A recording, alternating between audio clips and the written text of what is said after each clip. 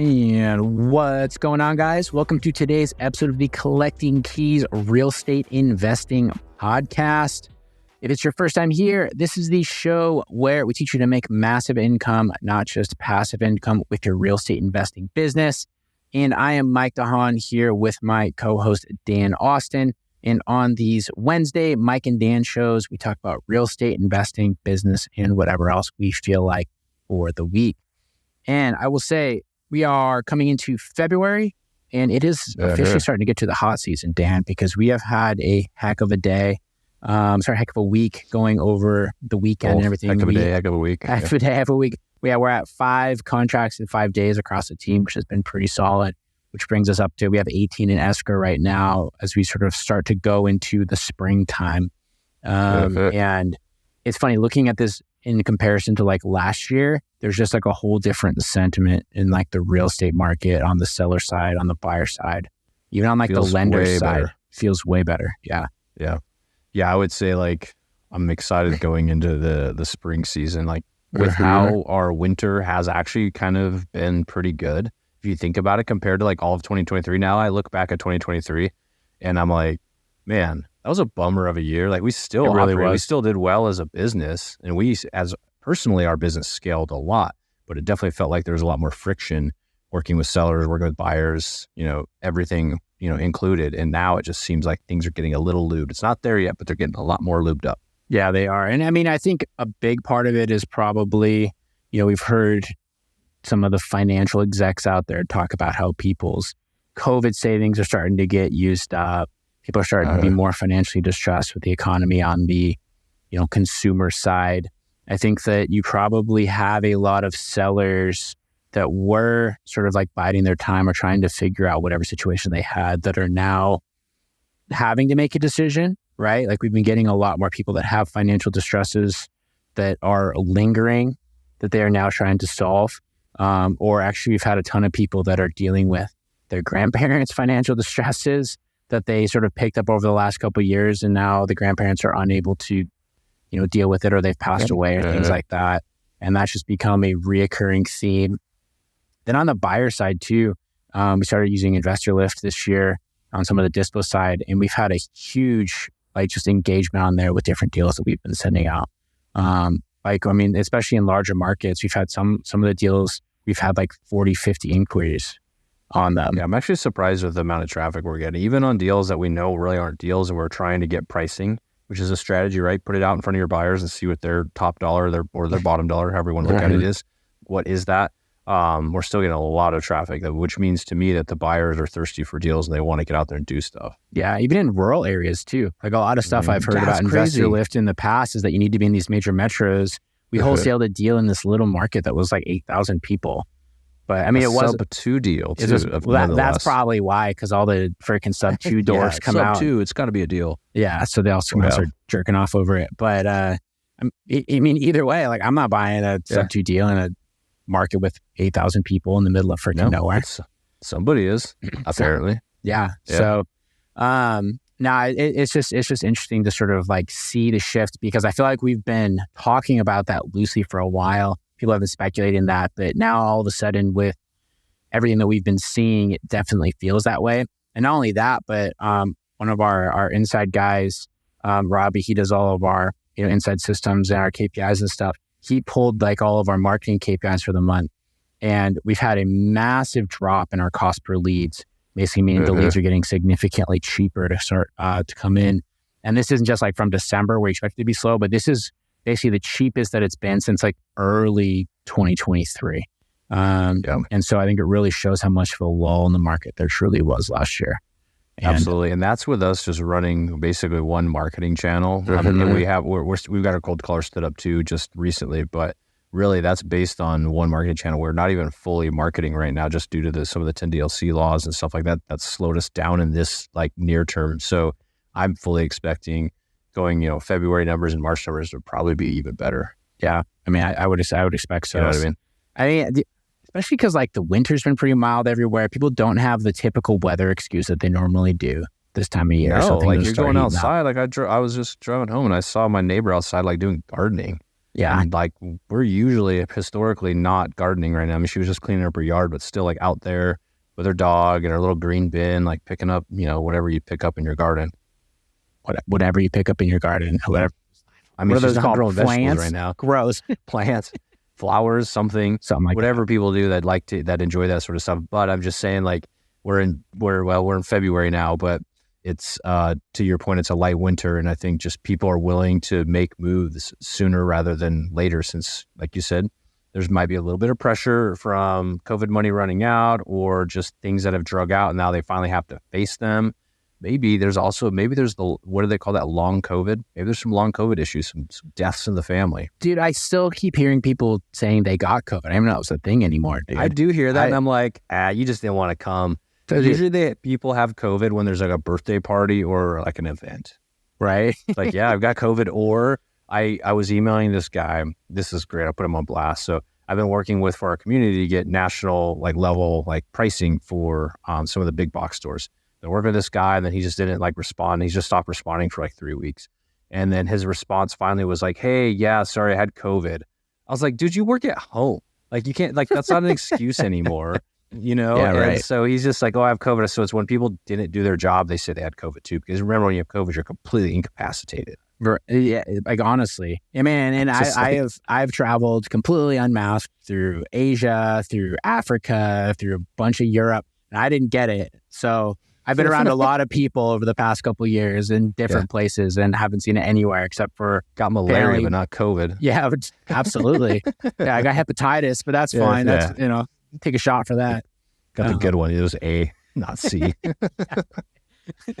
But apparently, if you work at Lowe's, you get there. Or if you have a 5-year-old's birthday party.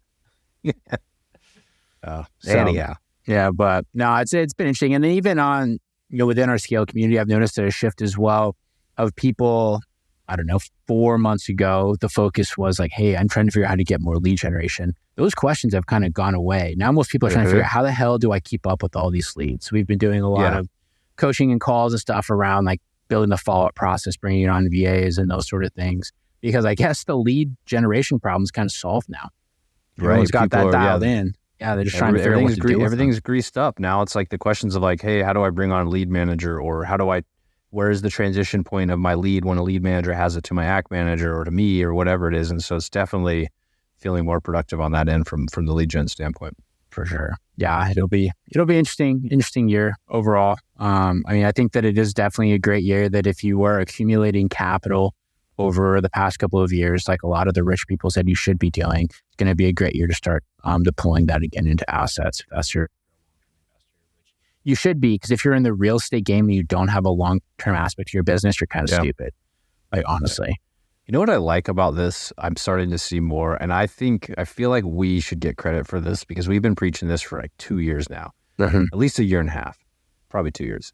The people that are out there talking about how real estate isn't passive, like rental properties aren't passive. I'm starting to see a lot more people doing that. I'm for sure either they're finally realizing it or they're just copying us, one of the two. That's probably a combination. There's just so many different ideas when we're talking about like long-term strategies. It really is long-term, and the way we're looking at things, it has to be long-term. We got away with a couple years, like 21 and 22, short-term investing, you could make a lot of money. Like flipping, wholesaling, even buying rental properties at just massive discounts that all of a sudden had a pile of equity in 2 years later. And so now we've kind of reset. I think there's going to be some quick transactional funding back on the table. I think flips and wholesaling are going to be back again, but those unheard of like short-term gains in your rental properties that kind of hid how not passive some of your properties were. I think that's going to kind of temper out a little bit. It definitely is. I mean, and it's funny. You think that that's a symptom of so many people getting into real estate kind of at the same time when it was so hot, and then all of a sudden you have like that quote from Shelby Johnson, talking about, I knew that rent was going to be a problem 3 years ago, and now that check's due. Do you think everyone's sort of going through that at the same time? Or is it just like all the quote unquote passive cash flow strategies that people were employing, like the Airbnbs and the midterm rentals and all the stuff that turned out to be completely blown out of proportion thanks to social media? What do you think the catalyst is there? Was everyone just wrong, or is everyone just getting like a reality check? I think honestly, I think there was an unprecedented time frame that like it was a perfect storm. Mhm. And I'm gonna give me 3 minutes to explain this. So we'll touch on social media first. Okay. So I think social media coming into 2018, 19, right at 2020 was very mature. However, like TikTok came on the scene was a big thing. And at that same time, like social media being very mature for a vast majority of the audiences, like we always joke like baby boomers and Gen Z use TikTok, right? Because that's just who it is. And the millennials are on Instagram and somebody's on Facebook. I don't know. But like it very mature, right? For every age group now is in a social media like platform. And at that time, there were big people, big Cody Sanchez coming on the line. I think, Ryan Pineda, all these big names. Bigger Pocket was around, but like all these other big names, influencers talking about rental properties and real estate at a time where people were needing a social outlet because they were stuck at home from COVID. So I think that's one of them. And then I think COVID created a shift in like migration, even like a 1% change, right, in migration level. That's huge, right? Yeah. So I think that impacted it. So that is a big one. But going back to the social media and like the influencers, like talking about real estate and everybody saying, yeah, screw this. I want out of my corporate job. Let me figure out passive income and I can move to this cheaper market where my parents live and then buy a bunch of rental properties. That I think kind of drove even another micro change of that all at the same time. Like if one of those happened, it would increase the market, but 2 or 3 of them happened. And then the government printed more money than they ever printed in history at that same period of time, flooding cash into the market. Something that's been really interesting along those same lines, like I think you're completely right, but now we've kind of gone full circle and I've started to see this really big influx of people, which I fully support this, where they are going, I tried like the financial freedom and entrepreneurship thing and it sucks. Like it's not for me at all. And so you're starting to see this really big wave of influencers and, masterminds, things like that are like, here's how to build wealth while having a W-2 so that you don't like rely on it as much to kind of give you like options, right? Or like for like personal security, things like that, as opposed to like, here's how you can like quit your job and like travel the world or like do whatever else the financial freedom crowd was after, which I think is an interesting change because for, I don't know, the last 10 years, so many things were kind of driven by like the 4-hour work week and like, this is how you work as little as possible and get as much out of it. Whereas like now, maybe it's like the aging millennials that are like having kids and those sort of things. There's a lot more around just like general security, right? Yeah, there's probably a lot to do with that, like age and the demographic of people. And then also recognizing that those people that failed at the financial freedom had to go back and get a job, which is fine. There's like, that's what your plan B is, go get a job. Like, so you gave the college educated try or whatever. Or at least they like sat around in a bunch of groups and like jerked each other off about like how much planning they're going to do. And they did like their intention journals and they went and took out a 0% credit card to buy their $25,000 ice bath that they don't use. Dude, I'm going to say, okay, let me finish my thought here. So I also think there's a large demographic that was untapped that saw those people, but weren't ready to make the leap. Yeah. And they see the value in having a diversified income source via a side hustle. And it's very easy to do. If you want to know how to do a side hustle and make $100,000, hit us up on Instagram. Mike and I will give you 5 ideas and you can go and execute on. Like seriously, like it's not that hard to do. Like you really, truly can. It's going to be a lot of hard work, but like the idea doesn't have to be complex. It's simple, but not difficult. You can copy what other people are doing super easily in your free time. Yep. So I'll end that. But I was having this thought. It pissed me off. Like not pissed me off. It just, I was like, that was a weird time when people were selling their houses and buying $180,000 vans to live in. If you look at these RVs that are for sale, the ones that are those vans, if you were to buy one outfitted off the shelf, they're like $175,000 to $225,000. Yeah, they're selling their house crazy. And buying this thing. And to your point, the check is due now. That $100,000 to $200,000 van now is worth $125,000. And the house they sold is worth $400,000. And they're kind of like, oh crap, I don't like living in this van with this little sink I can't even wash my hands in. Yeah. But you know what? You can never take away their memory of them sitting on their laptop and, out in the desert in Moab amongst the red rocks, sitting there getting ready to start their blog that they never actually started. Bro, I know it wasn't that fun. Yeah. Dude, like I remember traveling that period of time and you'd see them everywhere. And it was always like the same demographic, right? It was always a couple. They were white. They were somewhat fit, you know, she had nothing else to do but work out all the time. They shopped at REI. They shopped at REI, and they always had a little Instagram sticker with their handle like on the back windshield. People want to follow their freaking van. Yeah. Got all the same national parks that everyone else goes to. You know, and you'd see them in like some miscellaneous parking lot. You'd always see one of them that was like sleeping or like not doing anything. Another one that was like standing outside pretending like they were doing something. You know, but the thing is, I know there are people that were successful, but I also think there was so many posers that really committed to the bit, but never actually gave it like a college stride. They were just looking for an excuse to take a vacation, which is fine. Great. But like, I don't know. It's just also kind of silly. Yeah. When I saw the prices of those vans and like people selling their houses for them, like, I get why they were selling their houses. It was still a bad idea. Yeah. So, but anyway, so they started to see that movement though really commonly, and I fully support it too because I'm a really big believer that entrepreneurship and small business is not for everybody, right? In fact, it's not for the vast majority of people, and most people, they want the result of having your own business and not the lifestyle. You know, it's funny. Like I regularly get the question like how I was able to quit my W-2 in 2018 without like a real plan. Like how did I like know that I was going to be successful? And like we've grown relatively quickly since then compared to a lot of people's standards. And I think the main difference is that like when I left my W-2, like it wasn't an option to go back in the way that like I was never going to allow that to happen. So, and then as we like grew into our business, started making money, a lot of it was heavy risk with asymmetrical upside. Like I was just putting it all on the line, and it had to come back. Like I didn't have a choice. And that's why we were scrapping together some of these deals and doing weird shit. We're helping people move. Or we were like fronting money to people to like go get an Airbnb so they would move out of their house. We could wholesale, like things that no one else does apparently. We just thought it was fine because I didn't have a fucking choice. It had to work out. That was kind of like the back up against the wall strategy. Like what else? Yeah. Well, and also, just like not, I don't know if it's like building in a silo, but like not doing it the conventional way or following anybody else's path, right? I think there's something to be said about that because then you don't do the conventional thing. Yeah. And realistically, what that looked like to get success is I did nothing else except work.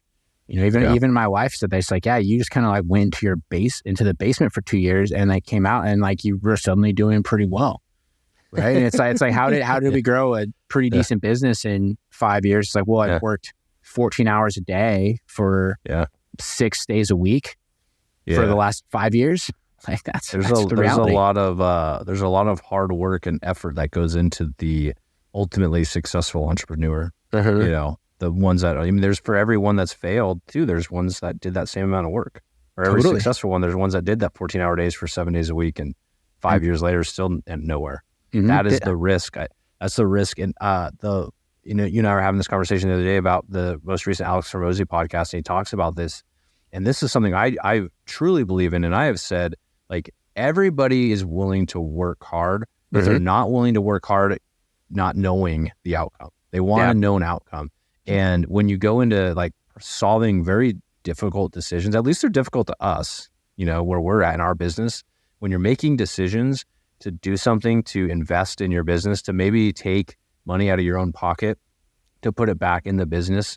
And your thought is, and your idea is that it will grow you more down the road. You'll have more, fruits of your labor. But in reality, if you don't know if it's a good idea and you don't know if you're capable of actually doing that thing. Absolutely. And that's why, like that point alone is why most people are not cut out to be entrepreneurs, just because there's a level of unknown that the vast majority of people are not comfortable with, because we go up through the school system, right, where we kind of have a very linear path to what graduating looks like, what going to college looks like. You go to college, it's very linear, especially if you go to like a good college that has company connections. It's pretty easy to find a job. And then when you're in the workplace, you can be like, cool. Even a lot of bosses, they'll be like, well, what's your 5-year plan? What's your 10-year plan? And they will sort of allow you to project that, right? And if you work this many hours, this is what'll happen. Yep. more often than not, like, that's going to be like 90% kind of in your favor. When you're an entrepreneur, it's completely the opposite. You can make a 3 or 6 month plan and not hit it at all. You can make a 1 year plan and hit it out of the park. Like, you just really don't know. And there's so much chance that has to go into it. There's so much money and time that you will spend that, you do not get back, right? You will spend an incredible amount of time for cents an hour, honestly, if you get anything. It might just be $0 an hour. You might spend an incredible amount of money that just goes to a little bit more seasoned entrepreneurs say, an education, right? It's like that's the fancy way of saying I lost money on that deal. It's like I paid for an education, right? Right? Like, honestly. And most people aren't down with that, and that's perfectly okay. I just think it's silly for people to pretend like they are, when realistically what it should look like wealth should look like for most people, or investment should look like for most people, is getting as decent paying of a W-2 job as you can at a company that you don't hate working for, and then learning to invest in a way that matches your risk profile, whether that means you're buying properties, whether that means that you are putting into a debt fund, whether that means you're putting into stocks, whatever that is. That is what most people should be doing to generate wealth, instead of trying to create these silly businesses, or just wasting their time pretending like they're going to do it when they're never actually going to. That's an interesting thing too. And I was going to ask the question because in some senses, what we're building is somewhat novel. And so it comes with more unknowns, right? Uncharted territories with our partnership program and how we're building that out, and at scale, what that looks like to wholesale in dozens of markets across the country. Yeah. However, just the standard real estate investing and wholesaling company or house flipping, you can really just copy other people. So although you're still investing and there's still some risk in that investment, just like if you invested in the stock market, there's risk associated with that. Although there's that, you can still kind of define those outcomes a little bit better. And I think that opens up, and I would imagine a lot of our listeners out there, they do work a day job, but they are also starting or are running this type of business. And so how can somebody that works, a 40-hour-a-week job or even 50-hour-a-week job, run the wholesale business as a side hustle? Yeah. So in order to run any business, right, you have to have some kind of leverage, whether you're leveraging somebody else's time, you're leveraging your own money. You have to have you have to pay in some capacity, right? Whether it's through time, money, leverage. So you have to pay either with time or with money or experience. I guess if you have that. You don't have experience. If you did, you wouldn't be asking this question. So that means that you have either money or time to do that. Okay. If you don't have either of those things, then you got to figure yourself out first, right? If you have no money, you don't have time, you either need to get a higher paying job that allows you to do that. And if you have a job that's not paying you anything, then you need to leave that and commit the time, right? Or try to find a way to make more money so that you can leverage other people's time, whether that's by hiring VAs, it's hiring systems, that's getting involved in different things. Because where people really get stuck is they are working these jobs that don't really pay them any money. They take an incredible amount of time every single week, and they're trying to figure out stuff on the back end of it while they have a family and everything else. Honestly, you're the most disadvantaged person that you could possibly find because you have no ability to create anything. You have none of the resources that are required. Yeah, right. You don't have the time, you don't have the money or the skill yet. That's kind of the hard thing. Yeah, you have to develop them, right? And the way you develop skill is by putting time in or by investing in your education, which requires money, right? Yeah. And realistically, it's not something that you can do in an hour a day for a year or 2 years or 5 years. Because the problem is, especially if you're trying to do a wholesaling business, is you're competing with the people like us that are investing $100,000 a month plus have leverage through staff and team and systems. And we're competing for the same deals as you. Who's going to win? Not you. Yeah. Right? Ever. Right? You might honestly, you might get lucky every once in a while and scrape out a deal. That's great. I'm super happy for you, but you're not going to do that every single month if you have 1 hour a day and no money to do it. Yeah, that's really valuable insights too. And you talk about these different resources, and it kind of takes me back to when I bought my first rental property, and I think I had I was obviously scared to do it. I didn't know what I was doing, but I knew enough about real estate, done enough research that this was going to be a good idea. And I think I had like about $30,000 to invest, which sounds like a lot to a lot of people. 30 grand is not the shake a stick at, but the amount of time. So I was making at that time, I think my engineering job was like 60 grand a year, right? It wasn't like a ton. So that was half of my income. But it took me however many years of life and skill to get to that point, to where I had that money. So I wasn't a 19-year-old with $30,000. I was, how old was I? I don't know how old I was, like you must have been 28. Yeah, 28. I think you're late 20s at that point. But I mean, at that point, 20s. You already had a military career, right? You'd been making money. You'd gone to school. You had your engineering job, and you'd been living, appropriately there. Yep. So it's like this buildup of time just to get to that point. And that whole time, I knew I was going to do something different than what was laid out in front of me in that whole path. Like I knew I wanted to do something bigger. I wanted to do something in business. Didn't know what that looked like, but it took all that time to get to that point. And then that was 2016. And then you fast forward to now in 2024 and where our business has gone and how quickly it's accelerated. And even if you look at the last 12 months, how much it's accelerated, it's like this compounding effect of all the effort and time and all the studying and research you were doing. I still remember, like, I think I went into Barnes and Nobles. I still have the book. It was called Investing for Dummies. I literally have that book in my office somewhere here. I was probably 18 or 19 when I bought that book. I had no idea. I had no context, but I knew, like, okay, I know what I got to do here. I got to be investing. I didn't do shit with it right away, but it was like that first like phase of like learning and educating, and iterating on ideas. Real estate's not like necessarily my first idea. And so to get to that point, when you do all that investing, my point is that it's just this asymmetrical growth as you get more skill, and then you get more money, and then you get more time, and it compounds and it goes faster and faster. But behind all that, like we said earlier, there's a lot of years of work and effort to get to it. There is. And I think that's the part that people want to skip, right? Because they're desperate to get out of the situation. But I honestly think that is the part that sets you up most for success. I mean, even on my end, even though I jumped from my engineering career, that's kind of like the story that I tell in every podcast. The reason I was able to do that was because I had an engineering degree, which allowed me to make a decent salary. And I had been living well below my means for 5 years and investing heavily in my IRA.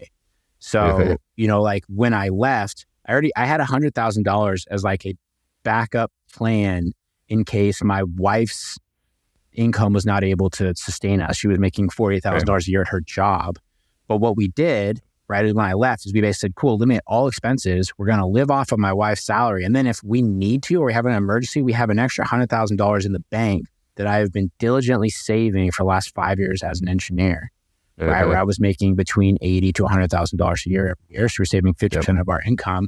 Plus I had this 401k that had been getting invested, that had, been getting employer match and all that sort of stuff. So I had the ability to take the leap and figure stuff out because I put in that work preemptively, and if you're in a situation where you don't have that, you haven't been learning, you don't have any time to learn or pursue anything else, like you're not going to be successful unless you somehow honestly win the lottery in like a business sense, which won't. But you know what? The good thing is they say the best time to plant a tree was 10 years ago. Yeah. The next best time is today. For sure. And the way you should not do it is by pursuing dipshits who tell you that you can do things like, generate wealth without cash, or like they sell you any get rich quick scheme, or you have some wholesaler that calls you and says like, oh, I heard you want to get into real estate. You should buy this house because I have a, really good background in whatever. And I'm like the local wholesaler that runs the meetup in my market. And people see me on Facebook, and I do all these posts about how I'm so good at selling deals to investors. Because if they approach you and you're the newbie to buy this deal, they're probably trying to rip you off. Just saying. I'm not saying any names. I'm not saying any people, any companies. I'm just saying this is a reoccurring pattern that we see in every market. All right. You know what they say? They say Alex Hormozi. I'm just going to start saying they because I don't want to quote him all the time. But like that pops in my head. He has so many good one-liners. Is like and he probably didn't come up with this, but he said when experience meets money, experience always gets the money.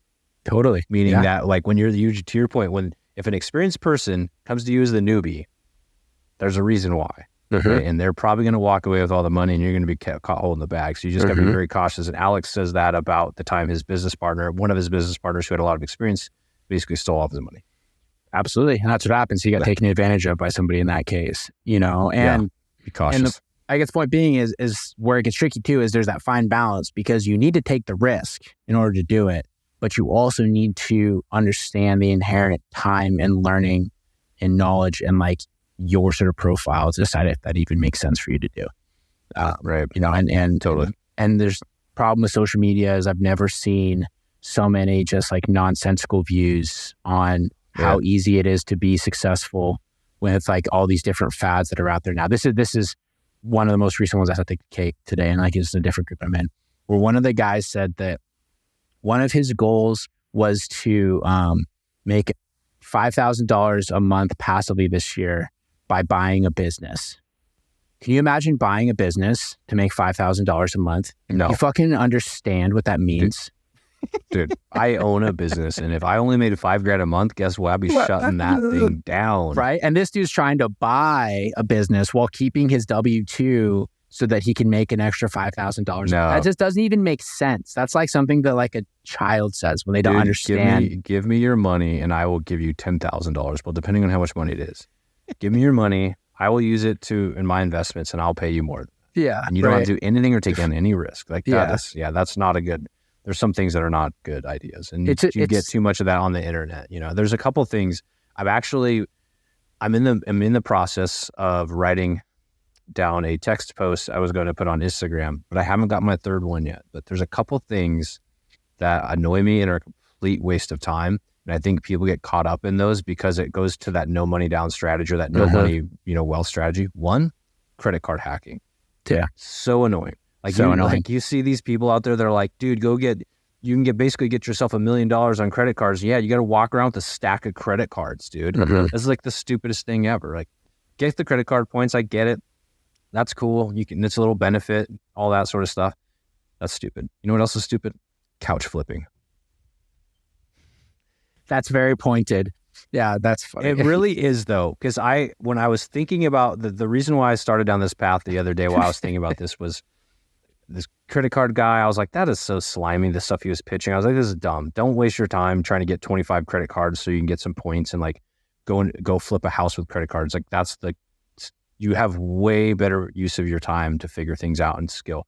But then I was like, I've never, like when I was in the military, I bought a couch on Craigslist. It was gross. It smelled like cigarettes. I bet you it had bed bugs. I have no idea. Basically, we bought it for $25 on Craigslist to put it in the bar that we had within our barracks. Yeah. It was gross. And I can't imagine buying couches on Craigslist is any different for anybody. And so the amount of time you're going to take to flip a couch to make like $50, go and like just watch YouTube on how to be a wholesaler. It's just, to me, seems way better. Yeah. Well, I think you're talking about, that's what Ryan Pineda did. That's what you're making the joke about. But I mean, I think depending on the market you're in, there's probably some higher margins you can get, right? Like you're buying the couch from the estate sale for like $20 and you're selling it to somebody for like $300. Yeah, but either way, that's still not a huge ROI. How much time does it take to do that? Driving around, moving these couches. Yeah. So, and I'm using couches as just an example because you're right, it's a well-known example, but there's a lot of other, flipping type stuff out there. Learn how to do something that's a lot more high value, put your time and effort into that, and you're likely going to waste a hell of a lot less time.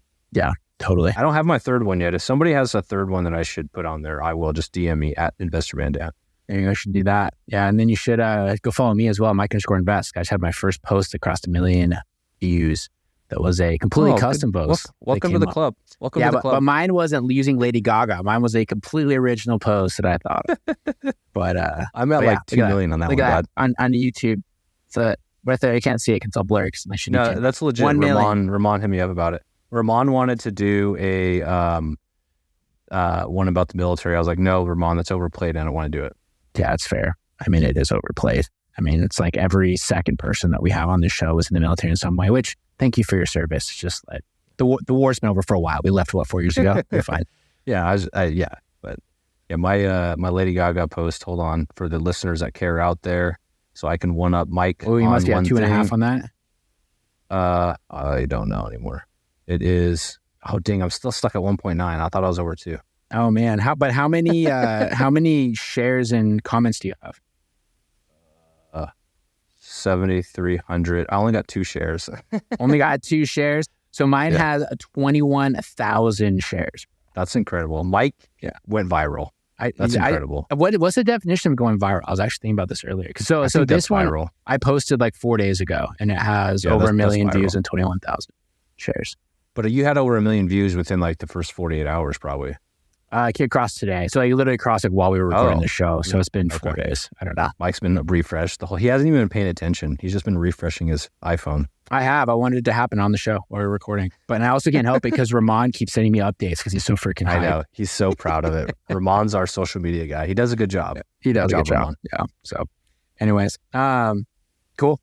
Anything else you want to say before we wrap the show here? Nope. I'm good. Nope. I think more of the story, you're probably not cut out to be an entrepreneur. So Pussy. Yeah, right.